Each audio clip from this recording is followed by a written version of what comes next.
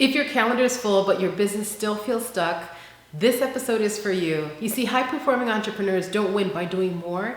They win by deciding what not to touch. And if this year is going to be different, you can't manage it the same way you managed it last year. How you show up daily, your daily routines, have to be laser focused because every successful day is going to stack up to become a successful year.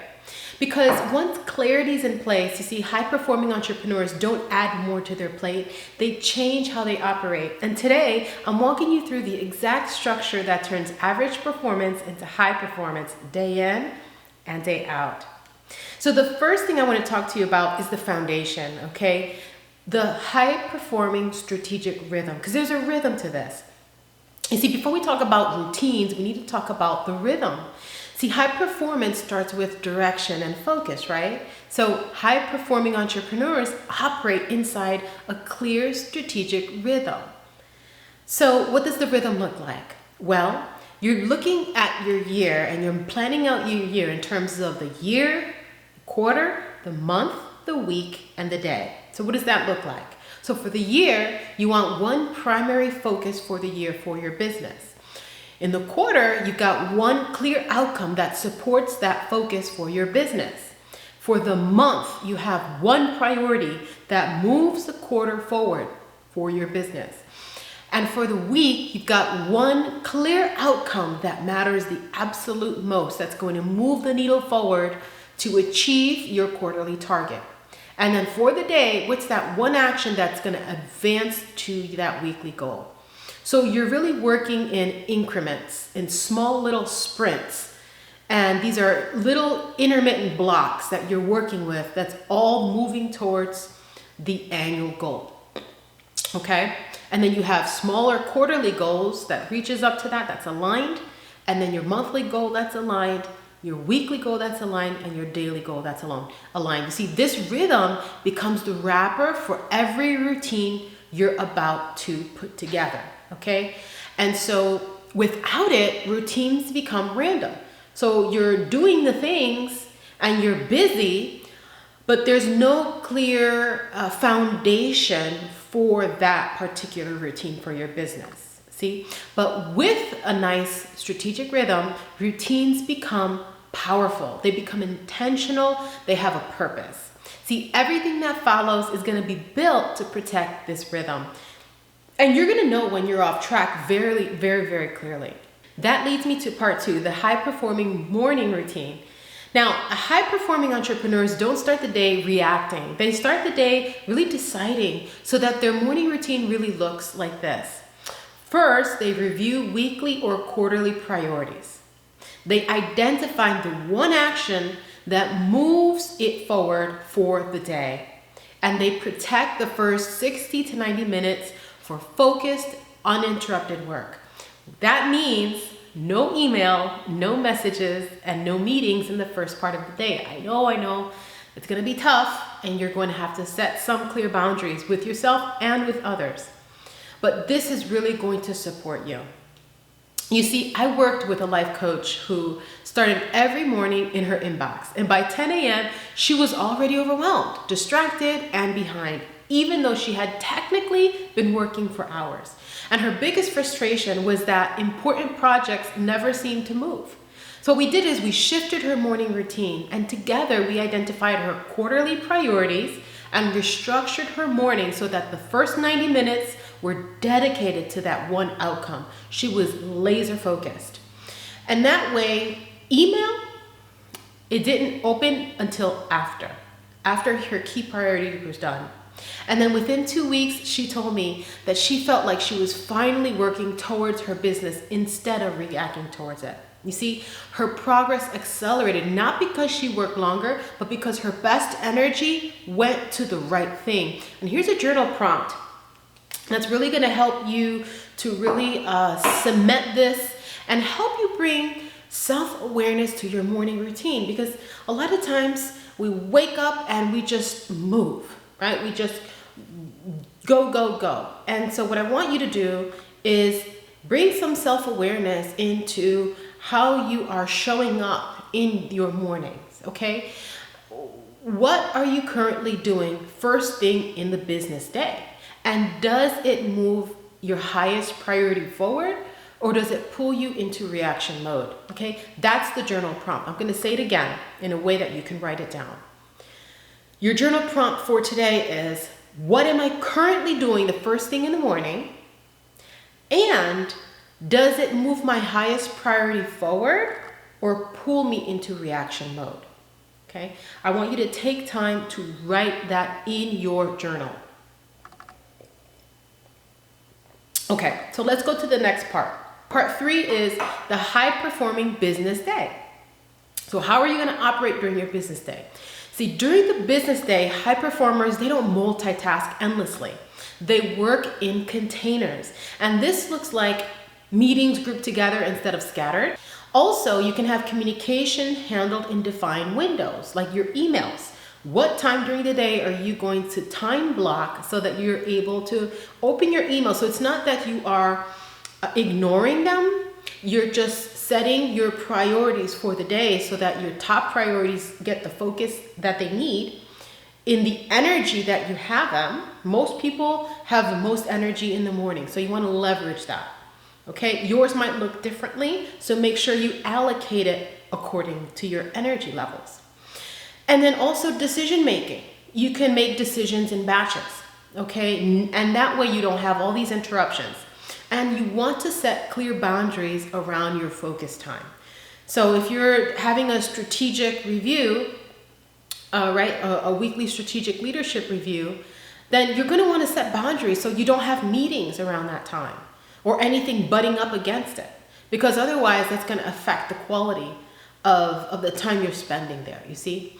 So in practice, this might look like maybe an entrepreneur scheduling all client calls in 2 specific afternoons, checking email and Slack only twice a day, for instance, maybe making key decisions during a daily 30-minute leadership block, and also protecting the morning hours for uninterrupted strategic work.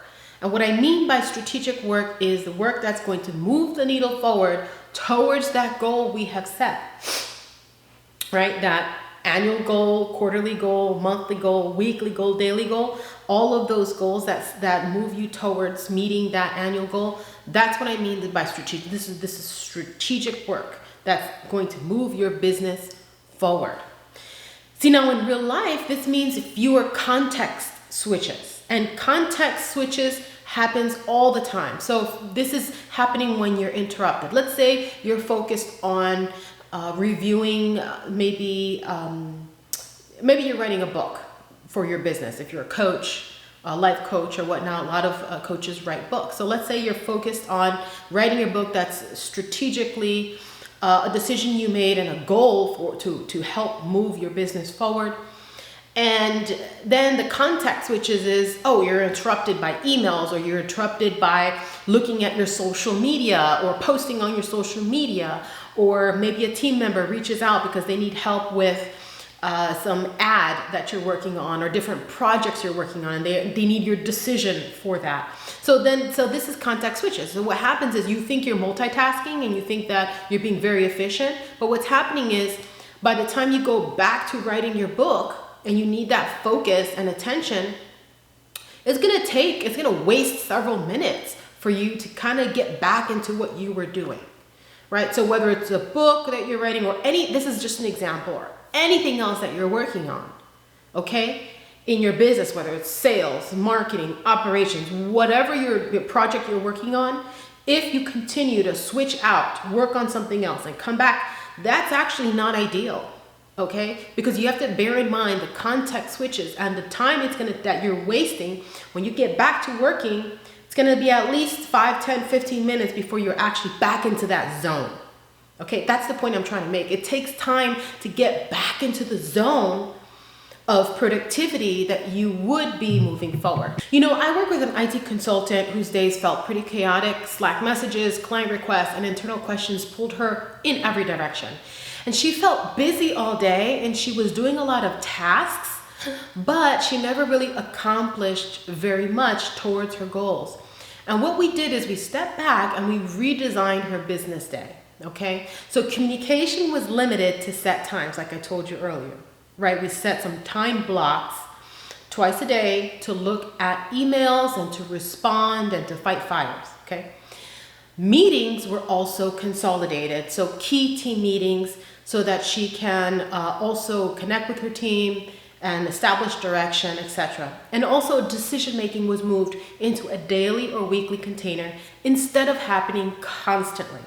Okay, so if she needed to make decisions in terms of the direction of certain things, design or whatnot, these were decisions that were also time blocked.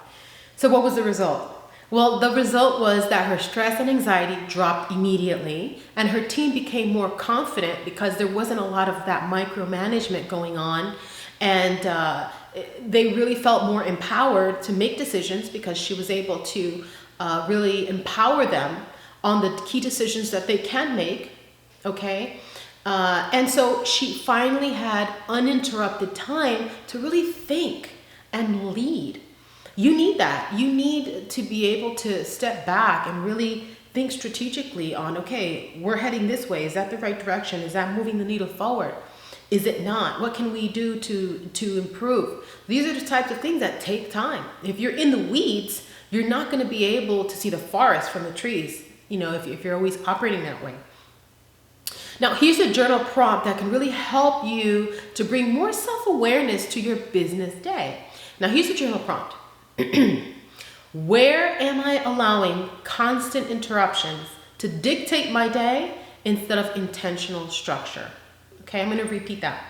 Where am I allowing constant interruptions to dictate my day instead of intentional structure? You dictate your day. You set the tone for your day. You establish the goal and the key priority for the day. Not your clients, not your team, not all of these environmental factors, okay? That's going to happen, and that's going to inundate your day. That's fine, because you have time blocks for that, okay? But your key priority is very, very clear, and you have a time block of uninterrupted time so that you can move forward with that, okay? I hope that was clear. Part 4, I want to talk to you about the high-performing end of the day closeout. Okay, so if you've got a high-performing beginning of the day, great morning routine, during the day, great, but we've got to close out the day with impact. Okay, so high-performing entrepreneurs don't just stop working. They close the day intentionally. So a strong closeout includes maybe reviewing what actually moved the business forward, noting what drained energy or caused friction, deciding what does not need attention, okay? What are your priorities and what are not your priorities? I think that's important because a lot of times we're focusing on what we add to our plate and not enough on what we don't want on our plate. Let's say you're going to a barbecue or a potluck. And you're going down the line, you've got your plate and you got your plate and you're going down the line of the potluck. And you're deciding, oh, I want this on my plate. This looks delicious. Oh yeah, this looks delicious too. You're putting your food, and then you look at maybe the casserole and you're like, no, I'm not putting that on my plate. It doesn't look too appetizing, right? So you choose right then and there. No, I'm not putting that on my plate, okay? Or maybe the green beans. No, I'm not feeling that. Right? So there are very specific things. Maybe the broccoli, you like broccoli. Yeah, that's on the plate. Mashed potatoes, sure. Chicken, oh yeah, right? So you're very clear with what you're going to put on your plate, what you're taking in, but you're also very clear with what you're definitely not going to touch.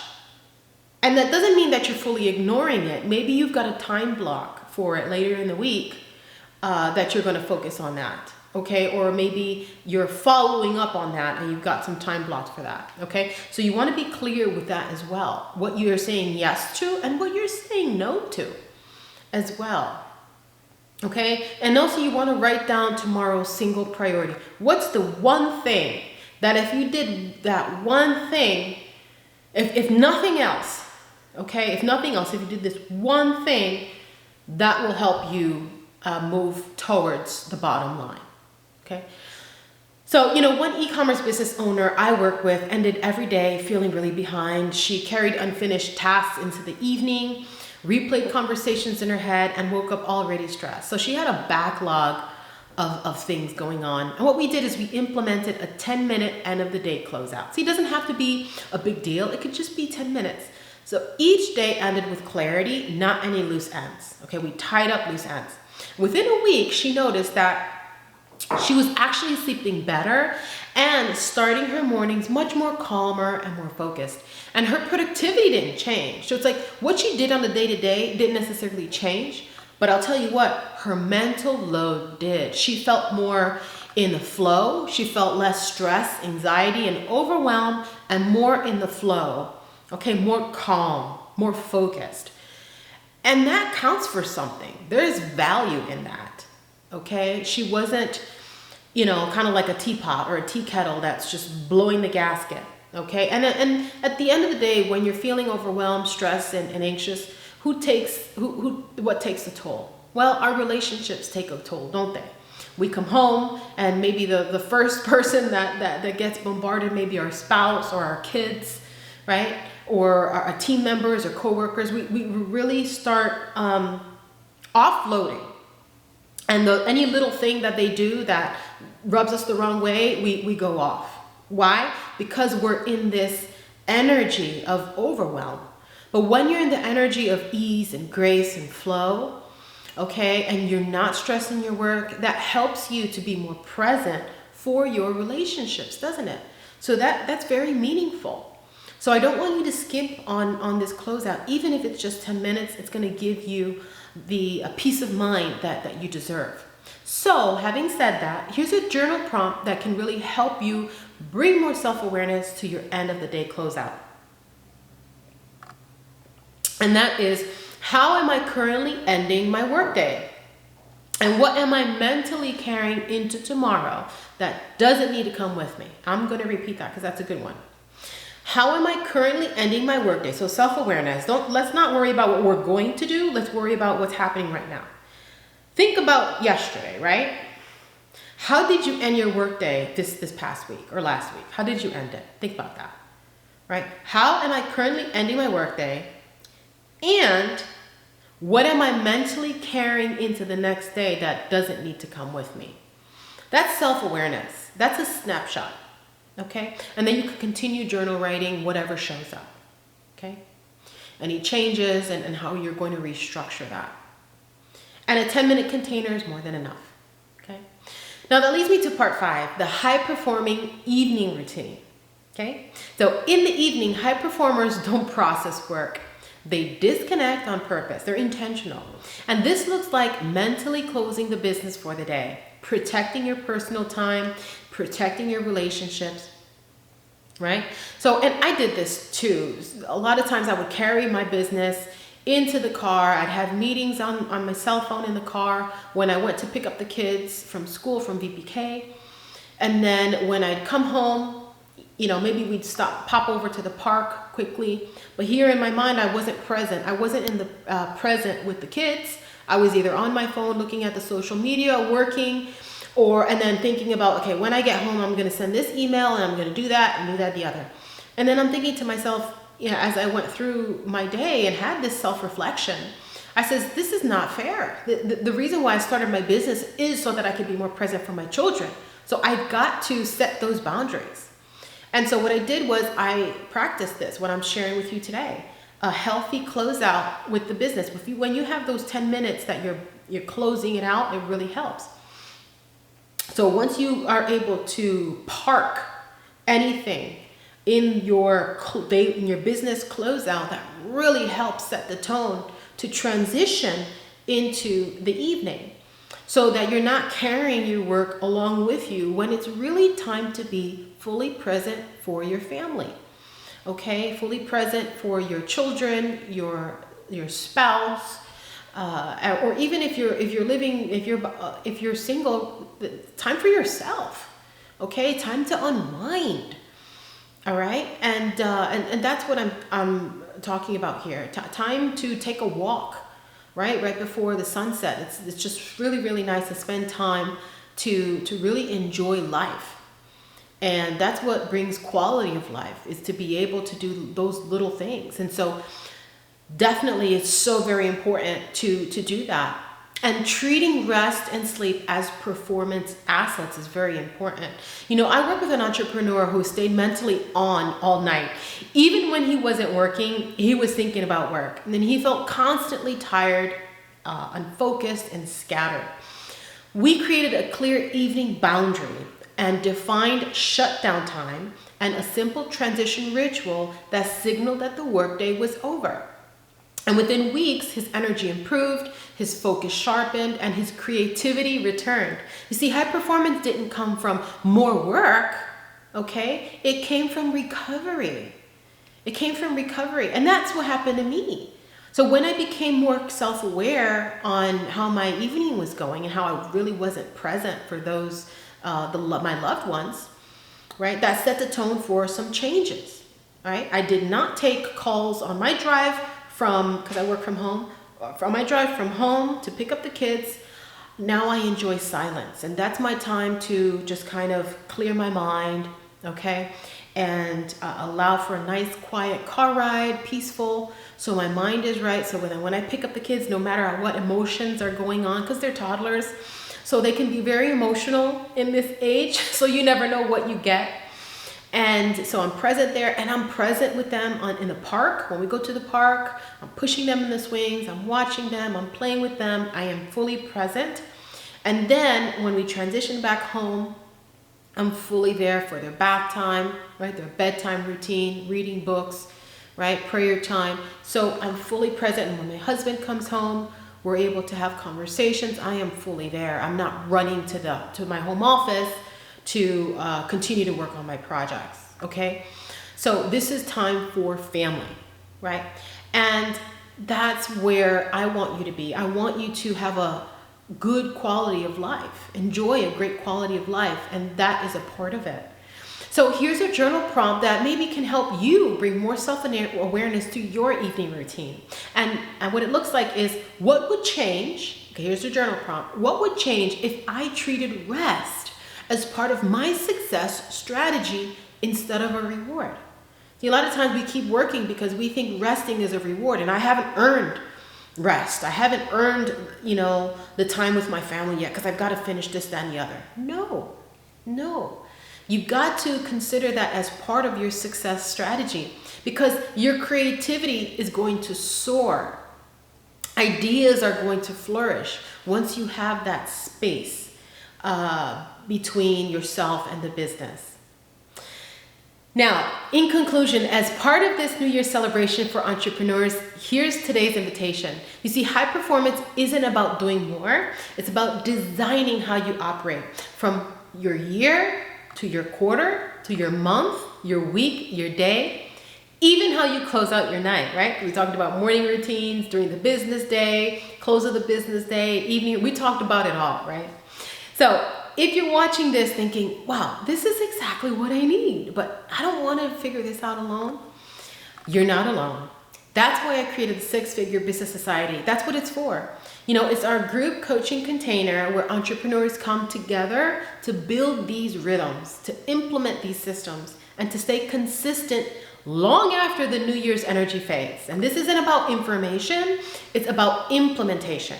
Okay? It's about you getting the support that you need and the accountability that's in there inside a safe space of like-minded people that's really designed for real growth. And I created this because I felt that, I wanted a safe space where, entrepreneurs can come together and really feel like they're surrounded by like-minded people. Because sometimes when we're starting businesses, our families and friends don't really understand what they're doing. They try to be supportive, but it could only go so far because most people are in the 9-to-5 grind, right? And you're actually swimming against the grain as an entrepreneur or business owner. And there are a lot of things that, man, you just kind of wish you had some collaboration or some camaraderie of like-minded people where you just kind of, don't feel like you're so alone. And so that's why I'm putting this community together, and I'd love for you to join us. Click the link in the description box below to join the Six Figure Business Society if anything what I said resonated with you. And if you've been following along this 10-part series playlist called the New Year Celebration for Entrepreneurs, You already know that this series is not about doing more, working harder, or pushing yourself into burnout this year. Because days 1 through 8 were about clearing the noise, redefining your goals, upgrading your identity. We talked about releasing the hustle. We also talked about clarifying the direction for yourself and your business. Talked about rising into higher levels of leadership, stabilizing your money. We also talked about letting go of what no longer fits. And today was about high-performing entrepreneurs. We really covered a lot of ground these last 8 days. Okay, we covered a lot of material. But now tomorrow, we're not done yet. Tomorrow, we're locking this in. Day 9 is about how to lead your business differently this year. And we're talking about how to sustain this momentum so these shifts don't disappear by February, where you're actually embodying this new identity. You're embodying and integrating it, okay, as a part of who you are, okay? Make sure you're subscribed and hit that notification bell so you're alerted when the new video drops. And remember to check out the full playlist so you don't skip a beat. Also, I'd love to hear from you. I'd like to hear you in the comments section and write one thing that you're going to start doing to create a high performance day this new year. I'd love to see you tomorrow. Oceans of love and light. Until next time, I'll see you.